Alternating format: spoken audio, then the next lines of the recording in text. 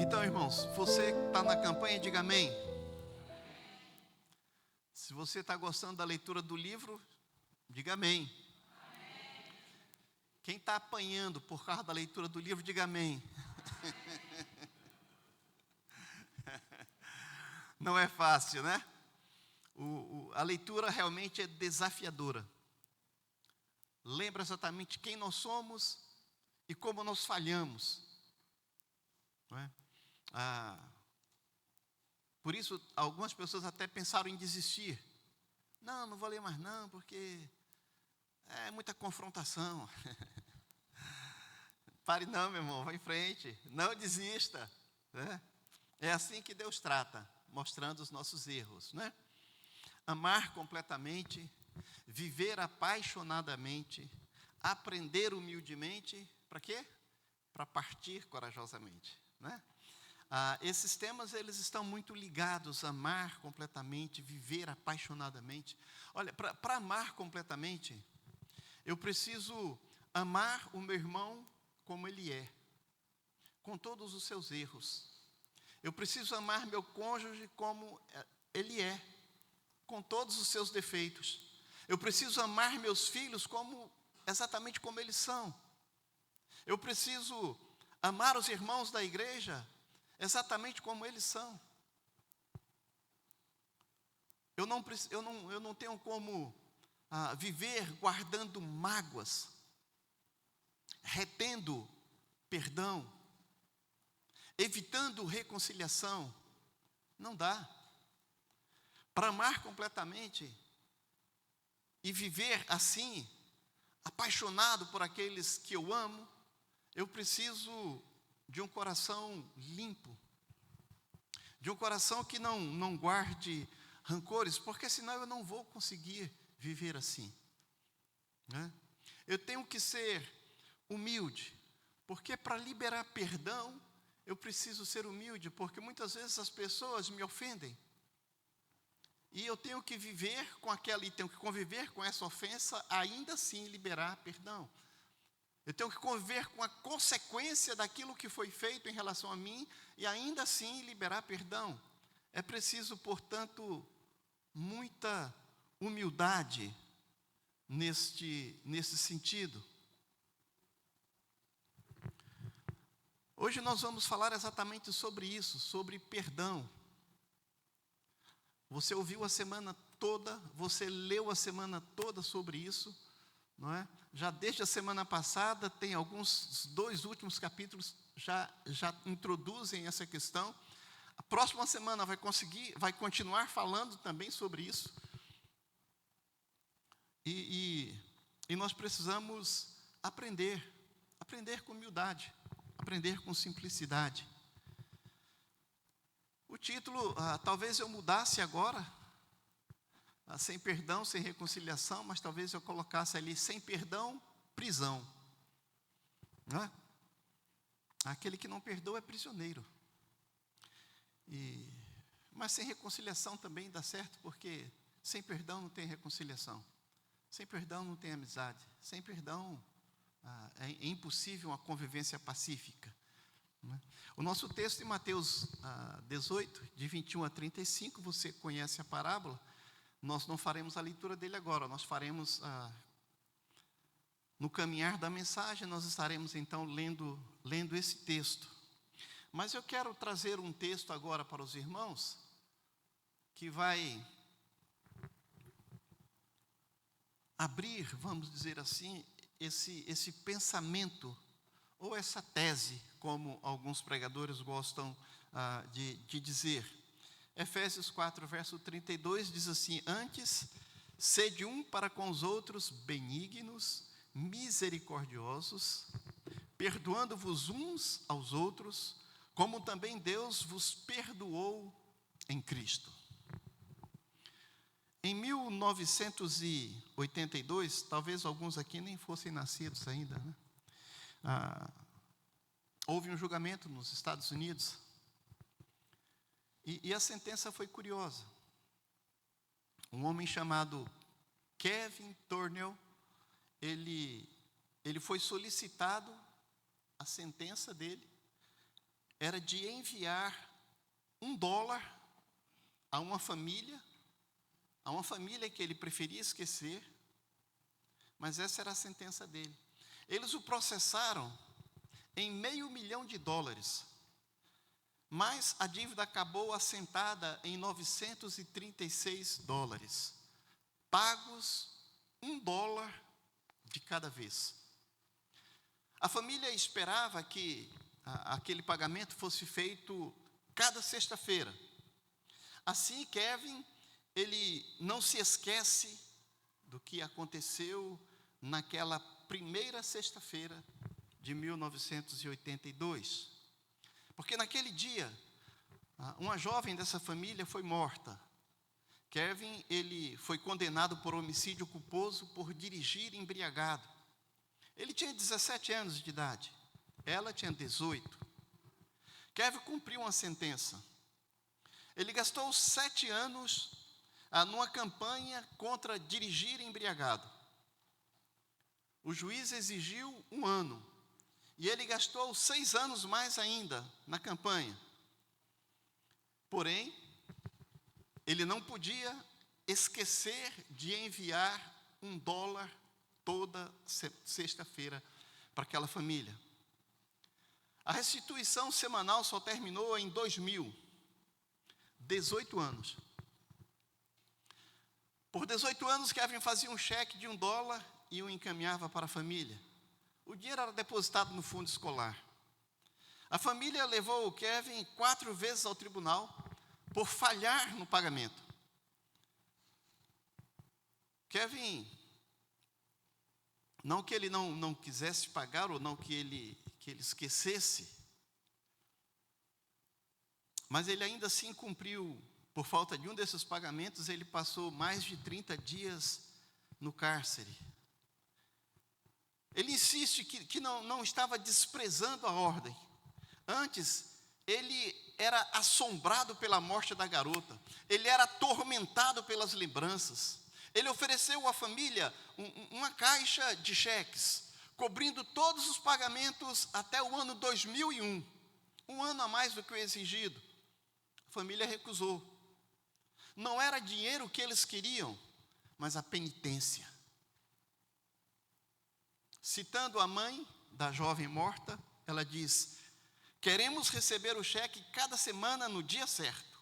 Ele deve entender que vamos prosseguir com isso até agosto de 2000. Voltaremos à corte todos os meses, se assim for necessário. Poucas pessoas talvez questionariam a ira da família. Apenas os ingênuos pensariam em deixar o culpado impune. Porém, eu tenho uma inquietação. Serão suficientes 936 pagamentos? Não para Kevin enviar, note bem, mas para a exigência da família. Quando receberam o último pagamento, eles ficaram em paz? Em agosto de 2000, quando encerrou-se os cheques, os pagamentos, será que a família foi capaz de enterrar o assunto? O preço da restituição, 18 anos, é suficiente.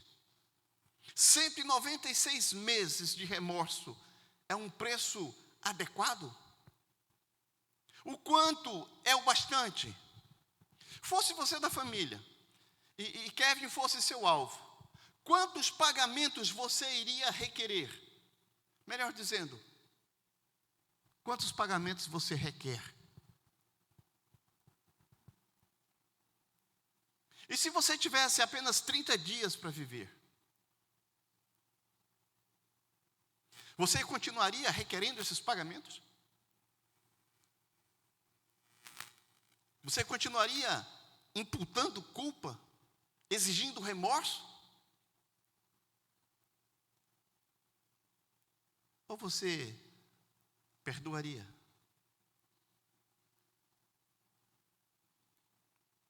Quantos pagamentos você requer? Nenhum, irmãos. Eu repito, nenhum.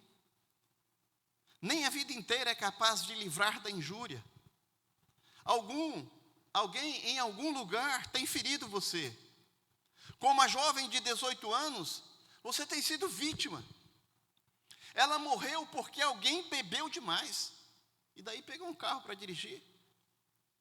Parte de você tem morrido porque alguém falou demais. Porque alguém exigiu demais. Porque alguém negligenciou demais. Parte de você tem morrido porque alguém o traiu. Parte de você tem morrido porque alguém o feriu profundamente. E nós nos habituamos ao ódio. A verdade é que todos estamos feridos ou todos estão feridos. Consequentemente, todos nós devemos decidir quantos pagamentos iremos exigir. Até quando é suficiente?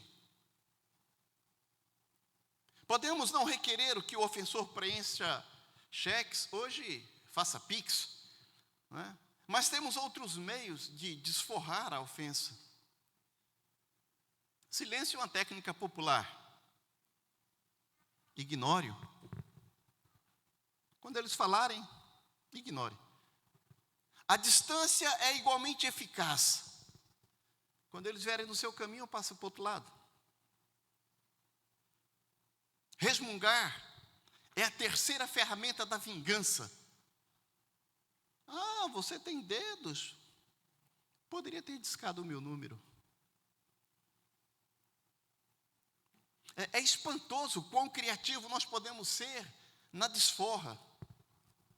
Se eu posso manchar uma noite, se eu posso frustrar um dia, se eu posso derrotar uma sexta-feira, então a justiça é feita.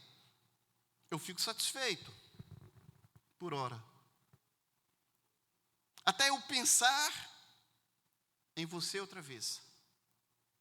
Até eu ver você outra vez. Até acontecer algo que me traga à memória aquilo que você me fez. E então eu exijo outro cheque. Eu não posso deixar você sarar. Não antes de mim. Enquanto eu sofro, você sofre. Enquanto eu me magoo, você se magoa. Você me feriu. E eu vou fazer você sentir-se mal enquanto eu sangro. Mesmo que eu próprio tenha que abrir ou reabrir as minhas chagas.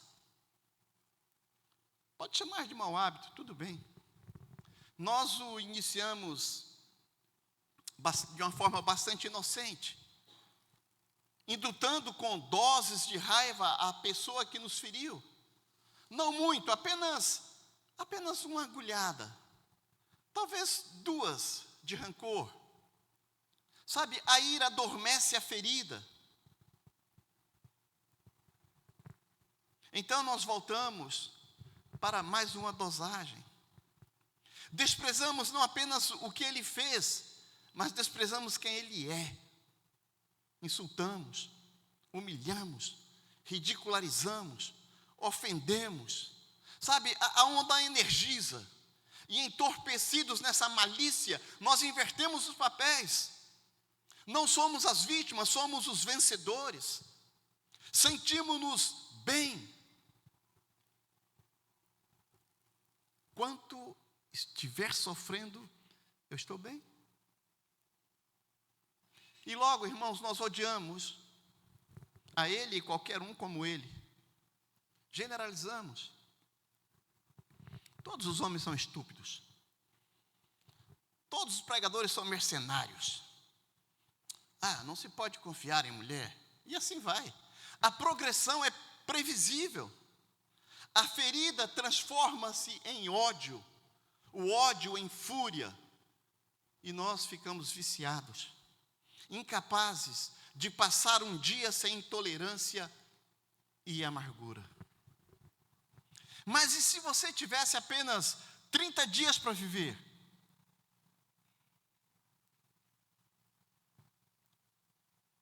Você indultaria essa pessoa?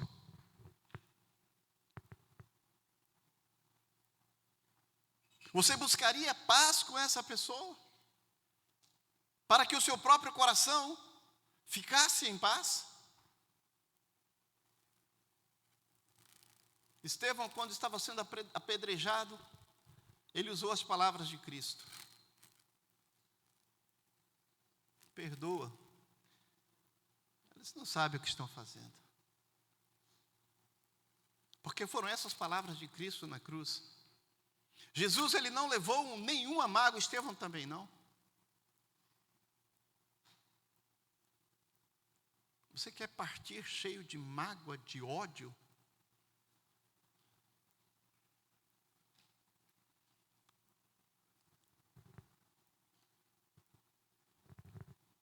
Você quer deixar essa conta pendente?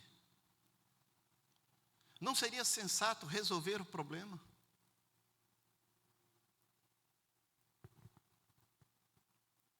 Não seria sensato liberar perdão? Como disse, Jesus perdoou seus ofensores. Estevão fez o mesmo. E quanto a você? Por que deixar para amanhã? Perdoe hoje. Libere perdão hoje. Libere perdão, porque é isso que você tem recebido. Você tem recebido perdão. Como será desagravada a ofensa? Como eu posso romper esse ciclo? Quantos pagamentos eu devo exigir? Pedro, ele tinha uma pergunta similar para Jesus. Mateus 18, verso 21. Senhor, até quantas vezes pecará meu irmão contra mim e eu lhe perdoarei? Até 7. Pedro está preocupado quanto a perdoar demais. A lei judaica estipulou que o ofendido perdoasse 3 vezes. Pedro está disposto a dobrar e ainda mais dar uma de lambuja. Vocês conhecem esse termo, lambuja? Né? Dá uma de graça aí para o povo, sabe? Sem dúvida ele pensa que Jesus ficará impressionado. Mas a resposta do mestre ainda nos espanta. Porque Jesus olha para ele e diz, não te digo até 7, mas 70 vezes 7. Se você parou para multiplicar 70 vezes 7, está perdendo o ponto principal.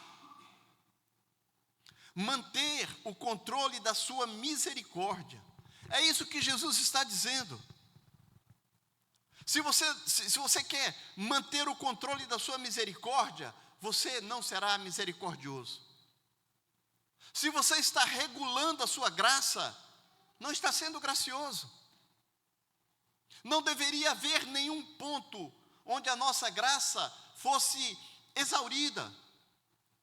Porque não há pontos na nossa vida que possam exaurir a graça de Deus sobre nós. Porque onde abundou o pecado, a capacidade de Deus nos perdoar é muito maior que a nossa capacidade de pecar. E essa é a graça que nós recebemos e essa é a graça que nós devemos entregar. Essa é a graça que nós devemos compartilhar.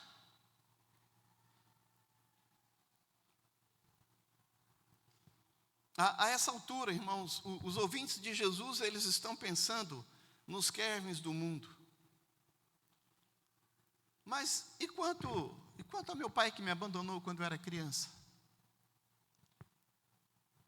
E quanto à minha mãe que me espancava? E meu cônjuge que me desprezou por um modelo mais novo? E meu patrão que me despediu embora meu filho estivesse doente? E o meu chefe que não pagou todas as diárias que eu trabalhei?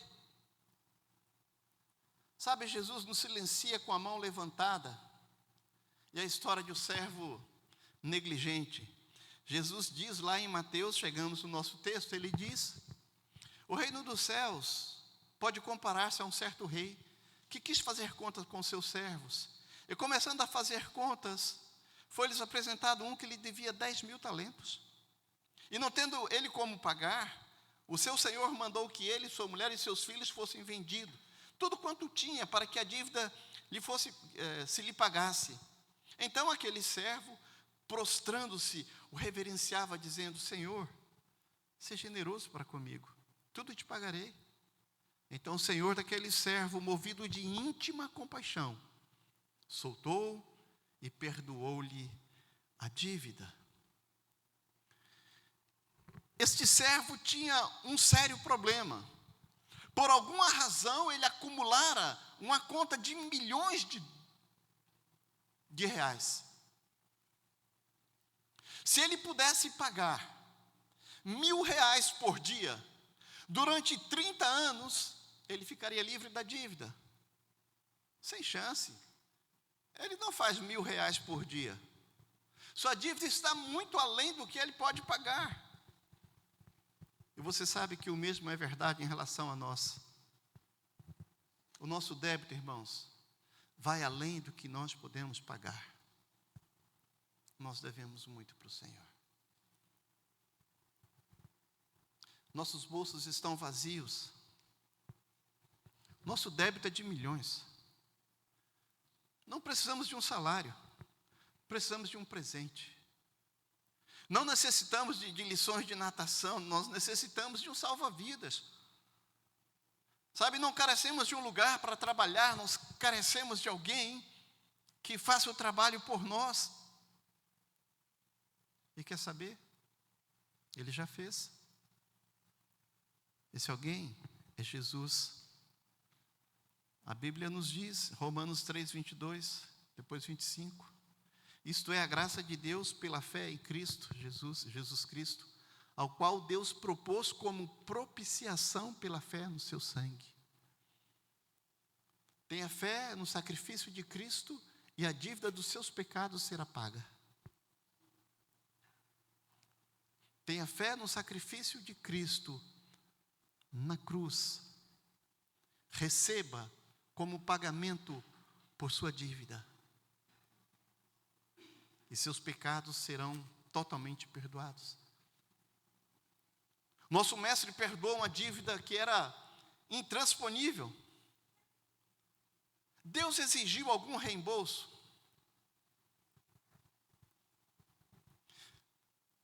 Porque, preste atenção, ele pagou a dívida. Mas quando os seus pés trilham o caminho errado, ele exige que você corte fora seus pés? Quando seus olhos fitam 2 vezes o que você nunca deveria ter olhado, ele deixa você cego? Quando você usa a sua língua para profanação ao invés de louvor, ele a corta fora? E se ele o fizesse, irmãos, nós seríamos uma civilização mutilada. Mas ele não exige pagamento, não de nós, pelo menos. Porque a nossa conta foi paga na cruz, em Cristo Jesus. E aquelas promessas que fazemos? Oh, Deus, me ajude a sair dessa enrascada e eu não vou mais te desapontar. Senhor, se tu fizer isso, olha.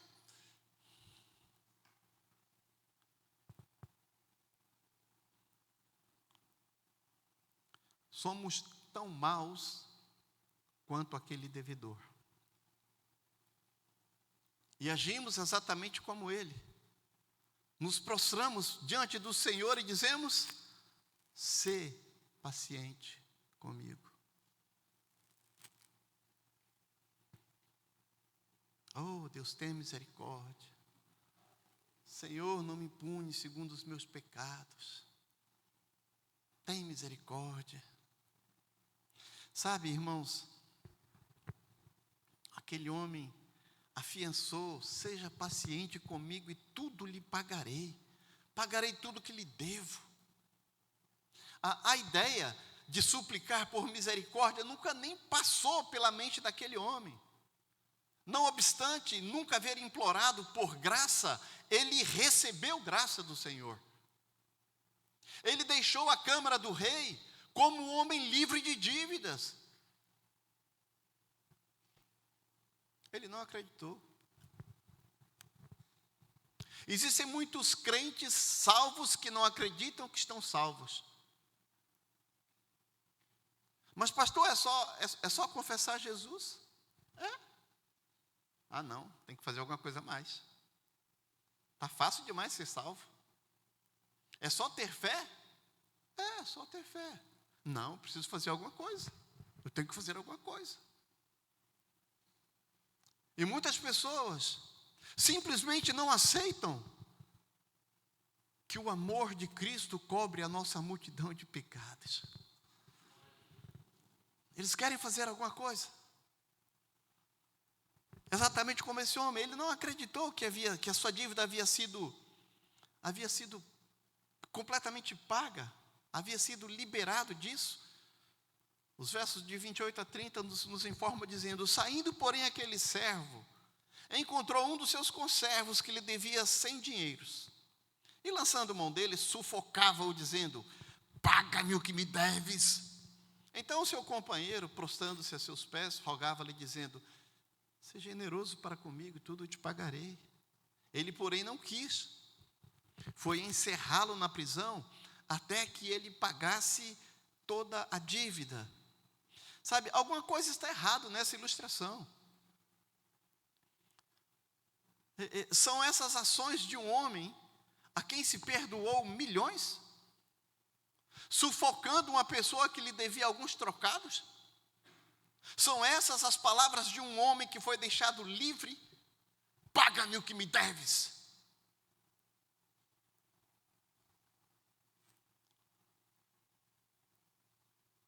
Como você tem agido, irmão? Tem esganado o seu ofensor? Paga-me o que me deves. Você fez isso comigo.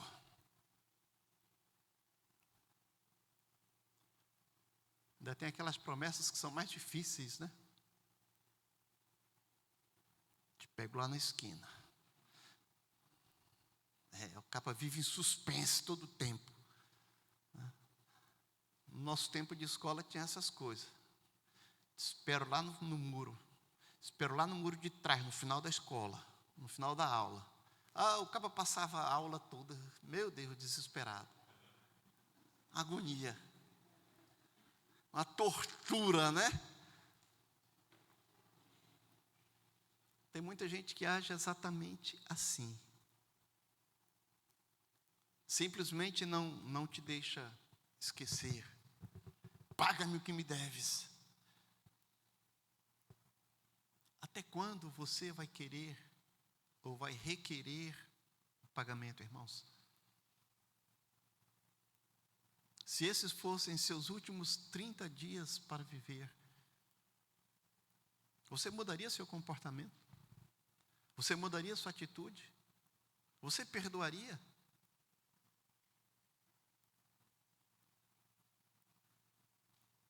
Preste atenção, irmãos. Esse homem a quem o rei perdoou uma dívida impagável, ele estava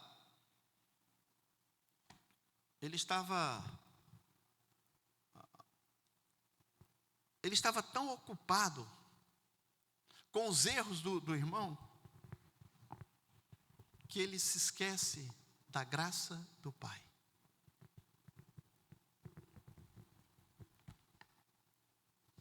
Acontece com você, acontece comigo.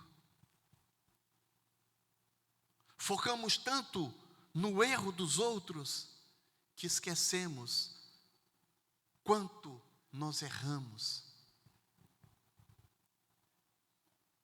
Quanto Deus nos perdoou, nos tem perdoado e nos perdoará. Nos esquecemos da graça e queremos justiça. Não, mas você tem que pagar. Paga-me o que me deves. E se Deus tratasse você desta mesma forma?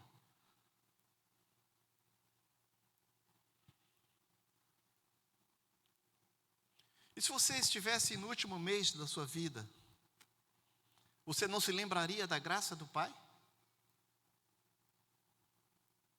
Do perdão recebido? Das portas dos céus abertas? Da mansão celestial te esperando?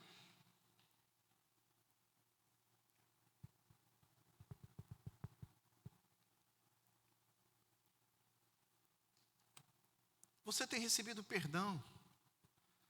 Por que você está retendo perdão? Você tem recebido graça.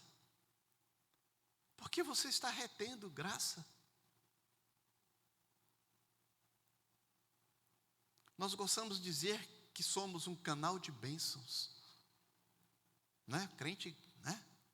Se empolga. Sou um canal de bênçãos, irmãos.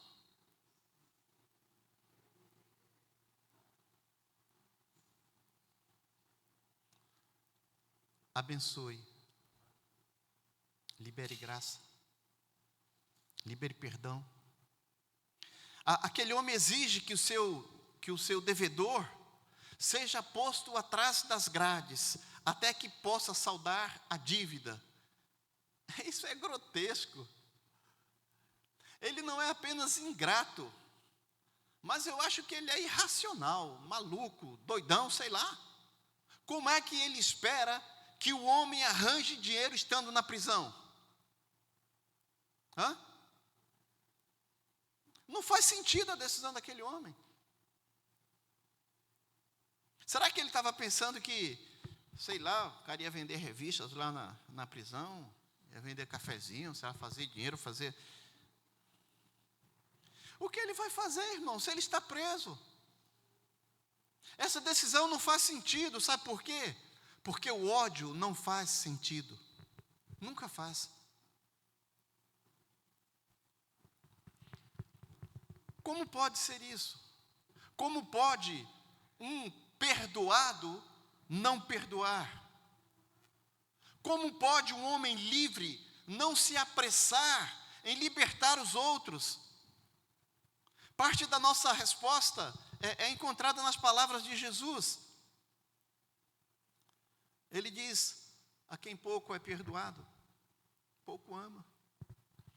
Aquele homem não se sentia perdoado.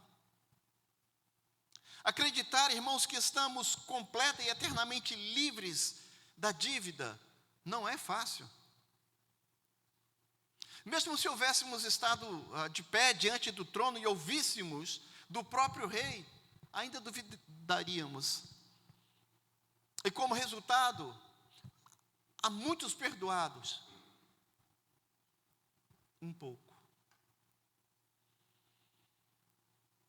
Não que a graça do rei ela seja limitada, mas é porque a fé do pecador é pequena. Ele simplesmente não acredita na bondade de Deus.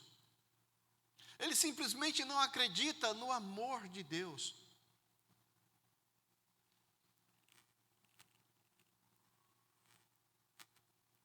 Muitos de nós não acreditamos no arrependimento da pessoa. Por isso não perdoamos. E nós guardamos aquilo. Essa é a dívida. Essa é a dívida. Sabe? A graça do rei, ela não é limitada, irmãos. Deus está disposto a perdoar tudo. Está disposto a passar uma esponja no nosso passado. Ele leva-nos ao tanque da misericórdia. Ele convida-nos a tomar um banho. Algumas pessoas mergulham nesse tanque. Outras apenas tocam a superfície e saem sentindo-se imperdoados. Aparentemente esse foi o problema daquele servo. Ele ainda se sentia em débito. Que outra explicação há para esse procedimento? Ao invés de perdoar seu devedor, ele o sufoca. Sabe, eu vou espremer você, eu vou te jogar na cadeia e ainda assim eu quero que você me pague. Não vai pagar, não vai receber. Irmãos, pessoas que não perdoam é porque não se sentem perdoadas. E se você tivesse apenas 30 dias para viver, você não abriria seu coração para receber esse amor de Deus? Você não abriria seu coração para receber essa graça maravilhosa de Cristo? Você não abriria seu coração para receber o perdão total da sua dívida? Você não abriria seu coração para garantir a sua estada nos céus? Você não creria de fato naquilo que o Senhor disse e naquilo que Ele fez?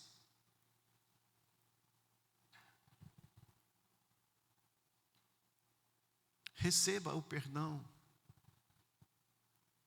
Receba a graça na sua vida.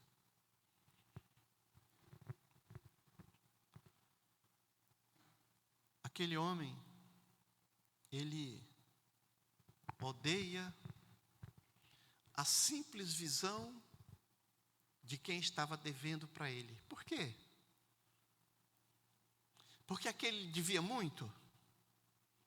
Eu não acho que seja. Ele odeia aquele homem que deve a ele, porque este o faz lembrar da sua própria dívida com o amo, com o seu senhor.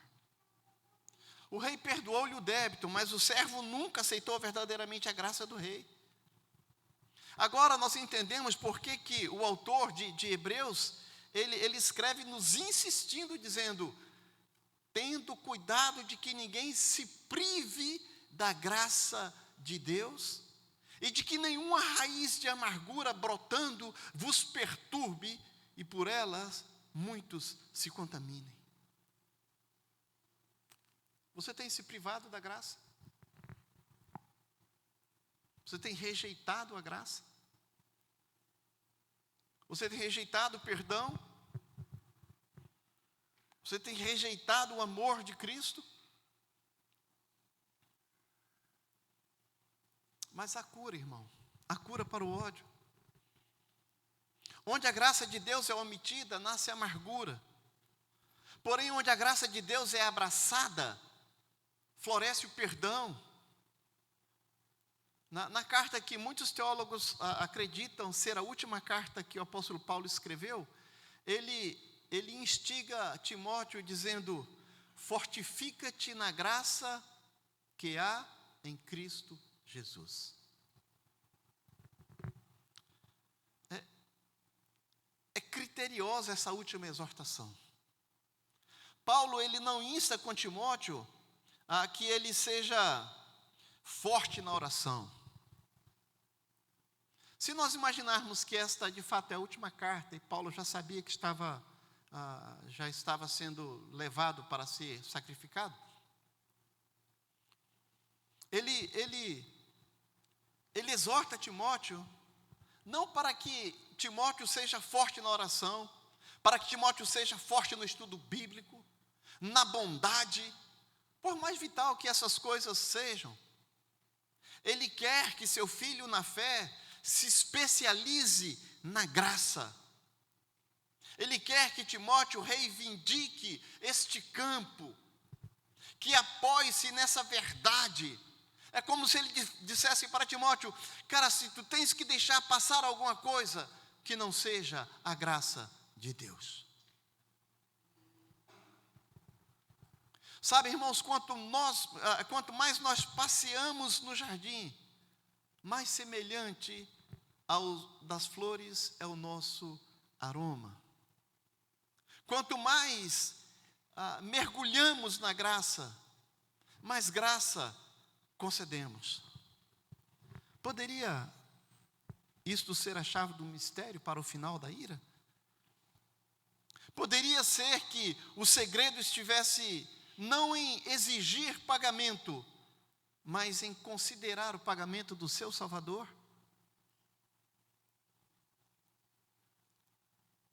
Seu amigo não manteve a palavra, seu cônjuge não manteve a promessa, sinto muito. Verdade. Porém, antes de tomar uma decisão, responda: como Deus age quando você quebra uma promessa feita? Você tem sido enganado? Isso fere. Porém, antes de cerrar o punho, pense: como Deus reage quando você falha com Ele? Você tem sido negligenciado, esquecido, deixado para trás? A rejeição é terrível, a rejeição fere demais, machuca. Mas antes de tirar desforra, seja honesto consigo mesmo. Você nunca negligenciou Deus? Você sempre tem entendido a vontade de Deus? Você sempre faz aquilo que o Senhor diz para você fazer? Ninguém de nós tem feito, irmãos. Mas como ele reagiu quando você negligenciou? Como Deus reagiu quando você simplesmente desprezou a palavra dele? Como Deus reagiu quando você simplesmente pecou propositalmente, sabendo exatamente o que estava fazendo? Como Deus reagiu? Irmãos, a chave para perdoar os outros é deixar de focalizar o que eles fizeram e começar-se a se concentrar no que Deus fez por você. Mas pastor, isso não é justo. Alguém tem que pagar pelo que foi feito. Eu concordo. Alguém tem que pagar, e eu repito, alguém já fez. Ele tomou sobre si as nossas dores. Ah, pastor, você não entende. Esse sujeito não merece graça. Esse cabra não merece misericórdia. Ele não é digno de perdão. E eu não estou dizendo que ele seja. Mas você é. Você é digno do perdão de Deus? Além do mais, que outra escolha você tem? Ódio? A alternativa não é atraente. Veja o que acontece quando nós nos recusamos a perdoar. E indignado, o seu Senhor o entregou aos atormentadores até que pagasse tudo o que devia. Servos imperdoadores sempre acabam na prisão. Sempre são prisioneiros. Posso citar algumas das prisões: prisão da raiva, prisão da culpa, prisão da amargura, da depressão. Sabe, Deus, Ele não nos põe numa cela. Ele não faz isso. Nós criamos essas celas. Nós nos trancamos. Nós nos prendemos.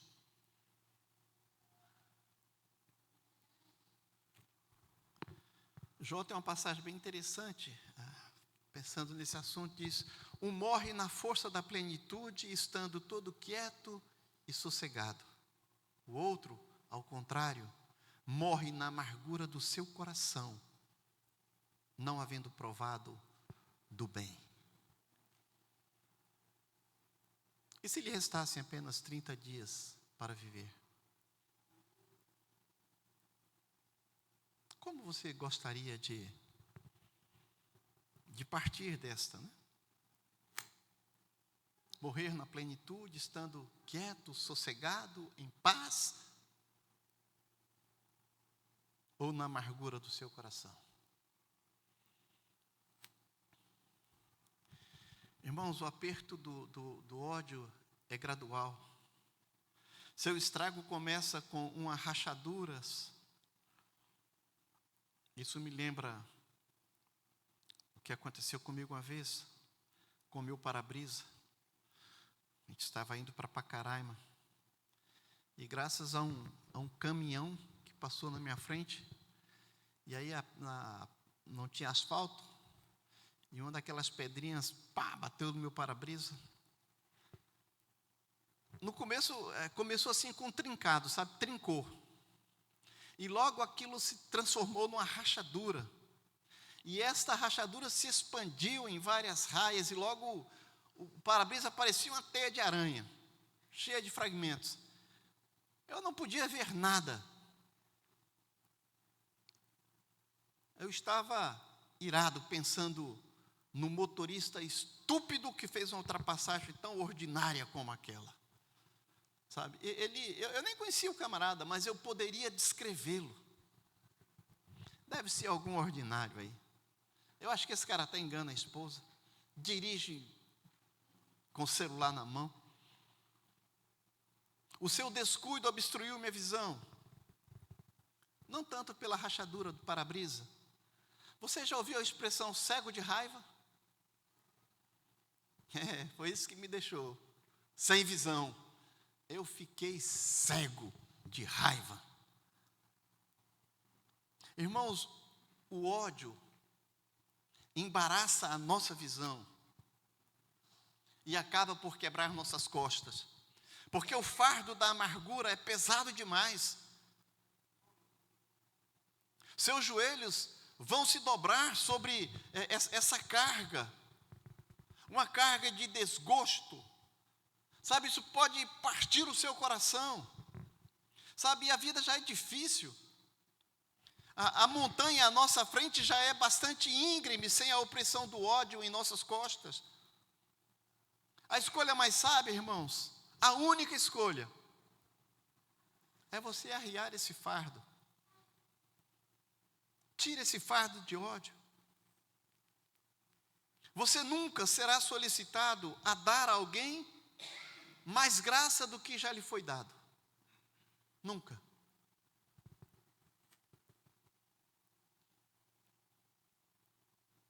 Minha mãe costumava dizer, Deus dá o frio conforme o cobertor. Né? Sempre nós temos a capacidade de perdoar, porque já fomos perdoados demais.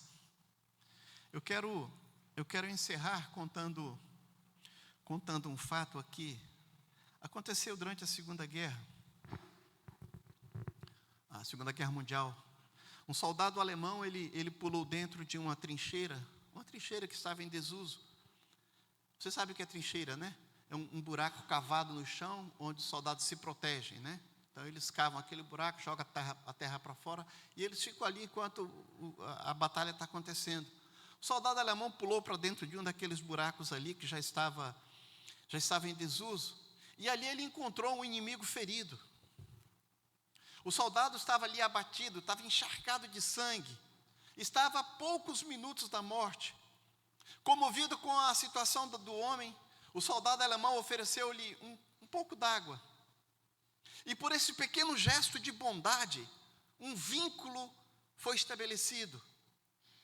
O moribundo apontou para o bolso da sua camisa. O soldado alemão, ele tirou dele uma carteira e encontrou algumas fotos da família daquele moribundo. Ele o segurou de modo que o homem ferido pudesse olhar para os seus amados pela última vez. As balas zuniam por suas cabeças. A guerra estava à sua volta. Esses dois inimigos foram, embora por poucos minutos, amigos. O que aconteceu naquela trincheira? Cessou todo o mal? O que era errado tornou-se certo? Não. O que aconteceu foi simplesmente isso. Dois inimigos viraram-se, ou viram-se um ao outro como humanos, como pessoas precisando de ajuda, pessoas precisando de perdão. Irmãos, o perdão começa por levantar-se acima da guerra.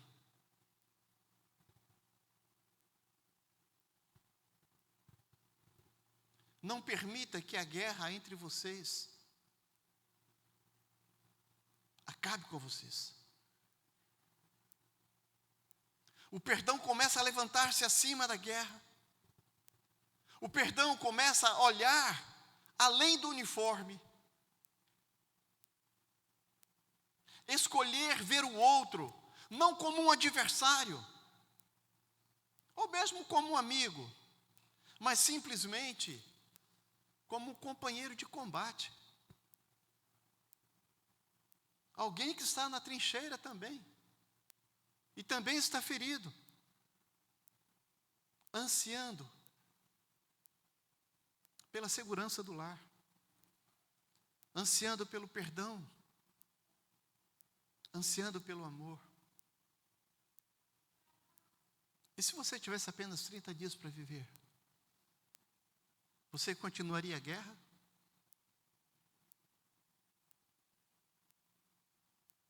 Você insistiria nessa batalha? Ô irmão, por tudo que é sagrado, cesse os tiroteios.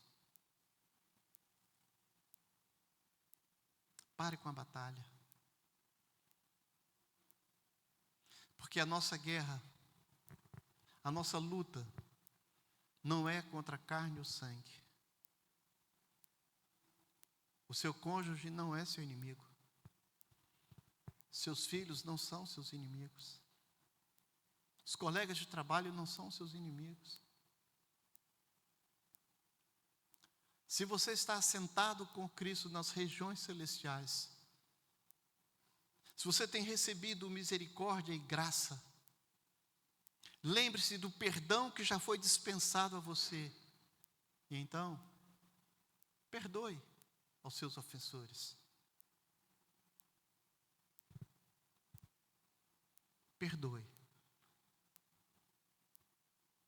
E que Deus te ajude a viver recebendo e dispensando a graça do Senhor. Curve sua cabeça, fecha teus olhos. Eu quero convidar você nessa noite a fazer uma reflexão. Peça ao Espírito Santo do Senhor quem você deve perdoar. Você tem ofendido, você tem machucado, você tem ferido as pessoas que você ama?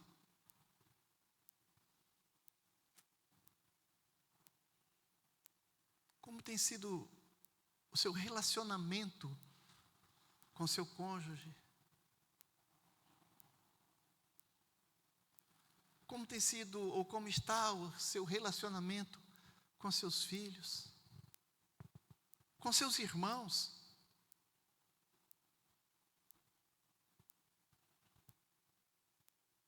Coloca isso na presença do Senhor.